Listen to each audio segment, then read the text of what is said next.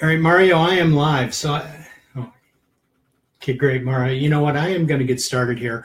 And thank you so much for hosting this call. My name is Tom Stark, and I'm part of a group of people that gets together on a regular basis. We usually meet at 10:30 on Monday, Tuesday, Wednesday, Thursday, and Friday to do what we call the Power Up Call. And we're trying something a little different today, where we are broadcasting this live as well. We're doing it live on Facebook as well as doing a call. So thank you very much for joining us here today.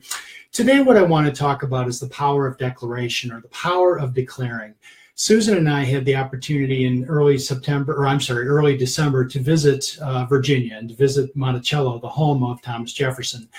It reminded me of one very powerful story, one very powerful message, and that is, as the person who kind of organized and wrote, the principal author of the Declaration of Independence, how important that the document is, and the power of declaring things into our lives. See, I would make the argument that our country in many ways is founded upon the power of a declaration. So I started looking at the Declaration of Independence, and what I discovered was this. It's really organized into 4 parts. And the first is this, the preamble. It's this basic statement, the right to expect certain things. The second thing was a list of grievances that Jefferson wrote. These are all very specific things: grievances against the crown, grievances against what the colonialists were subjected to. The third thing was a list of permissions, a list of things that people could be doing, and this is what we were asserting as our rights. And then the fourth thing that people did was to sign it. They signed it. And there were 56 signatories on the Declaration of Independence, and they came into agreement. 56 signatories representing 13 states, 13 colonies. It was an important document. One of the first things in that document was the preamble, and the preamble includes these famous words. And the words are, "We hold these truths to be self-evident, indisputable, unalienable rights, the right to life, liberty, and the pursuit of happiness. These are things that we have a right to expect in our life." Why? Because we exist. Our Creator granted those to us simply because we exist, because that's what He wants for us. It was a very powerful message. The signers of the Declaration were very concerned about having a document that people could look to, that people could rally around. So something that would be spoken into the marketplace. Hey, Faith, how are you? Good morning. Something that people could gravitate to and resonate with. It was a declaration that was intended to bring people to them. Why is this important today? And I look at it and I say it becomes a template for how we can create a declaration for our own lives, a declaration for the things that we're trying to accomplish in our own lives. And so that power of expecting a right, because we exist, we have that right. It's an unalienable, indisputable right. That there are grievances that have happened in all of our lives that we want to address. That we at some point think, this isn't working for me, and I deserve this. I deserve better. The third thing is the permissions. I have the permission to go after those things that I'm owed, those things that I have a right to expect. And then the fourth thing is to sign it. So the word declare becomes an acronym. And the first thing is simply to decide. The D stands for decide. Make that decision. There are things in our lives that we need to have. There are things in our lives that we should expect. And so make that decision, because there are stuff that we have to have or should have. The second is that all of us have something that's happened in our lives, whether it's a diagnosis, whether it's a financial loss, job loss, transitions, different things that happen where we have things that we should be upset about. I know in my case, when I got a diagnosis, it was like, oh my gosh, what happened to me? I can sit back and let that diagnosis just kind of take over and take away from what I'm trying to do, take away from those things that I have a right to expect, or I can move into that place where I can say, you know what, I'm mad about this, and I am going to do something about it.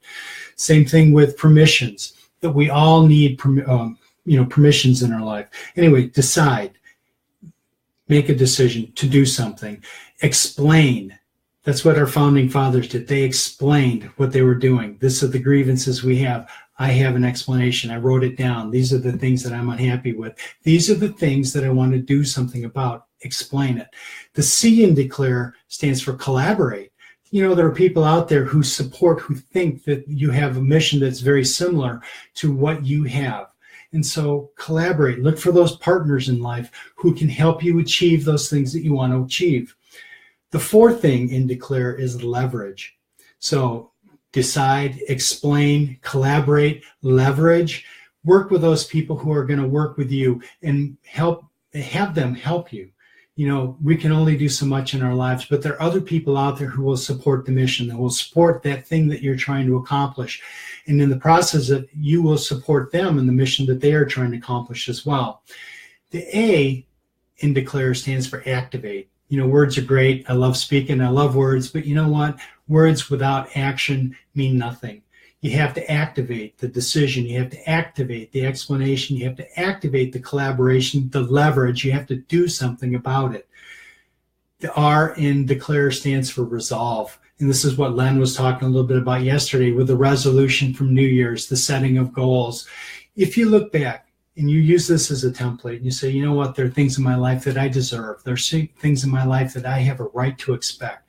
Things in my life that I have had taken away from me and that I have a right to fight for, then resolve. Make that resolution. All these things play together.